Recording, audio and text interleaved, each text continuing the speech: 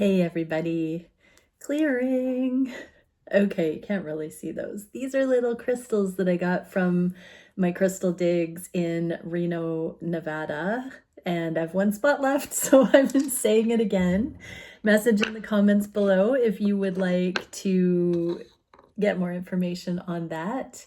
But let's dive into a counterparts reading today. What can we see for the theme? Thank you, Divine Creator, for using me as a channel of only the highest, most beneficial information. What is the main theme that the collective needs to see today? We have the spiral. Grab the guidebook for this one. That is a 50 card. Okay, so this says, the medicine, the spiral announces a descent to the depths and a rebirth. Allow nothing to get in the way of this process. Preparation for union. This very much speaks of I'm hearing the spaciousness, the celibacy, the preparation, the intensified peace. Yeah. Using stones, twigs, or yarn, build a spiral on the ground that is large enough to walk through with at least 3 turns. Enter the spiral slowly. Once in the center, offer to the earth the feelings or situations that no longer serve or you want in your life. As you walk back the way you entered, feel recharged for your new journey. Allowing nothing to get in the way of this process, as the time is right and the forces of nature are supporting you in this endeavor. Okay, so the spiral of life, there's something here that is being replenished. I just heard the promise is being initiated. The time is now. So there has been so much on this journey, so many levels, so many perspectives. Just when we think we can't wait any longer or learn anymore, life hands us something and we go for another turn of that spiral and our capacity expands yet again. Our heart opens even further. Our minds are settled and peaceful even deeper. So this is a beautiful time right now, because as we saw in the Divine Feminine check-in yesterday, feminines are really learning to soften and trust the journey and allow the divine process to unfold. But let's see a little relationship spread here for the counterparts. We'll do feminines on the left, masculines on the right, connection space in the middle, and near future. Ooh, Page of Water. Oh, very interesting. King of Water. So we're getting the King of Cups again. 7 of Air. Beautiful. And transformation. So we get the death, rebirth in the connection right now. What a beautiful double confirmation that is what is happening in this connection right now. For the masculines, we get the King of Water. I've actually had this trident as a sync for somebody. Hey, you, whoever that was in the personal read, I can't remember right now, but there's the trident. Yes, so that is for you. And then we get Messenger of Water here for the feminines. And look at the seahorse. Now, seahorses are very paternal. So there's something about children that is being surrendered here. There seems to be a seeing eye to eye about something. So if children in any capacity have been a theme or a non-theme in your connection, there's something of peace coming in about whatever direction that needs to take. And there's a lot of joy here. It's like this King of Water has absolutely found the magic ticket, is what I'm hearing, on whatever this conversation is. There's a fish here. Look at these underwater messengers between the two. Fish are very sensual as well. So the masculines I'm getting from this are feeling like there is no one that they would rather share their sensual energy with. There is such an interesting telepathic, energetic messenger system between the two right now I'm seeing in this. Yeah, when we are in peace, our guidance system, our spiritual guidance system is very clear, because we're not adding that static of fear. We're not telling false storylines. We're not spiraling downwards. As we saw in the spiral card, we don't have to go into the abyss. We can actually go into the spiral to dump that stuff off and stay high frequency. We don't actually have to carry or be deluded by those low vibrational things. We don't have to add those storylines into our daily life, because they don't serve anything. So there is a releasing of what does not serve, and this transformation.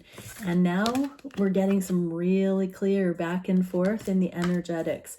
Coming up into the near future, we have the Seven of Air. Birds. Look at all the birds. Somebody else was just telling me, either in the comments or in a personal reading, shout out to whoever that was, look at all these birds. Like, this person was saying birds are just everywhere.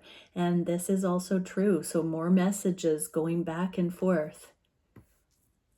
Announcing this new level of Eden. I just heard, you know, when we're interacting with these animal spirits, animal messengers, actual animals, there is something being transferred between the dimensions through all of these experiences. We're becoming one with the different layers of reality. Unity consciousness is not just between people or within ourselves. It does transcend to all these different layers. I am now going to clarify what this Seven of Air, because Seven of Air is a strategy. In this card, this person is wearing a mask, and it actually has a bird mask. It's got a beak on it. I'm going to specifically ask what that message is for. Okay, things coming back around because of this spiritual connection. In the Four of Cups, this is the hand of God offering love. So there's something very natural, yet otherworldly, about the spiritual aspect of these connections, and it's divinely given. So it feels as though, now I'm seeing Disney princess imagery with the birds coming in and flying around and being called in by that frequency. There's something here about both acknowledging this spiritual connection, being on the same page, having this extraordinary view of reality coming in. Something enchanted in a positive way. There's something meaningful. It's deeply meaningful. There is no other connection like this, and we're not going to find this anywhere else. It's pure magic, I just heard. What can we see? What would the messages going back and forth be? So, messenger of water. I'm very much getting that there's an intention coming through from the King of Water. Didn't we get that for the masculine read, where there was this unspoken, what the masculines haven't been communicating about the love? But we're getting this again. So, prepare ye the way, here I come. I just heard. Wow. Okay, so King of Water, what is the message? Oh, the moon in the inverse. So you might feel it on a deep primordial level, but the masculines are saying, just you wait, it's a surprise. We got the Seven of Air, which is a surprise card, a kind of a strategy, keeping cards close to the chest. And then we have the moon. There's a little bit of a divulging energy when it's in the inverse like this, but it's almost like the masculines are saying, just you wait and see. What would the feminines say to the masculines in that regard? I'll believe it when I see it. The feminines are keeping it short and sweet, simple here with the page. It's like staying present, but you know, they are open to you being this King of Wands, this radically loving, spiritually embodied partner. But in the inverse like that, they are not getting their hopes up yet again for their hopes to be dashed. They're just staying in this even keel. There is a transformation underway with a lot of external energies that are needing to be released, pacified, even if on both sides of the dynamic, the counterparts feel like they have individually released karmic situations, partners, scenarios, thought forms, the other one hasn't gotten that memo in the 3D yet. So the feminines are just ultra practical right here, waiting for the update firsthand rather than making any assumptions. There seems to be some kind of knowing brewing that these connections are going to include communication. Let's see what's coming up in the near future. What do the divine feminines have? I just heard up their sleeve. What's the big news? Ooh, the Tower and peace. That the feminines have captured the peace deep in their soul, despite anything on the surface, even natural disasters, even, anything not appearing to go their way. They have peace. Their peace cannot be shaken, cannot be rocked. You've done it, feminines. You have done it. And look at this crown chakra, this direct connection to source, getting way down deep into the heart of peace in the midst of anything going on.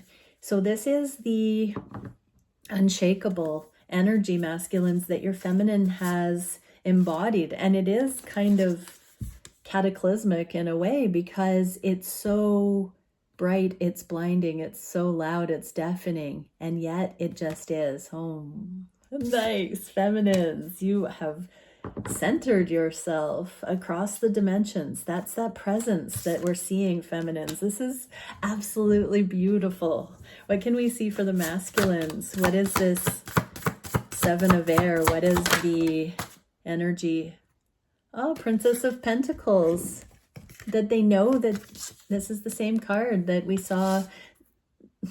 Lady in Waiting, I just heard. Take gender how it resonates. But Page of Pentacles, Page of Pentacles. So the masculines know that you are in a different frequency than you have been in the past, feminines, and that they can be themselves with you now, because you're not listening to tell them something. You're not listening to say, and but what about this, da da da. You've calmed. They can feel your peace. And so now I just saw deep eye contact. Now they can truly arrive, and you will hear them out. You will honor them. You will return their soul. These masculines have been waiting for the temperance to happen so that they can speak from their heart. And so they know that once they do, you will receive from your heart, feminines. And this is the God's honest, simple truth that's coming in. We've stripped away the extra, and now we have the essential. Wow. A lot of energetic messages back and forth, a lot of getting the memo from higher guidance that this is a divine love. And then we have, let's see how it goes in the physical coming up. Awesome. Many blessings, everyone. Bye for now.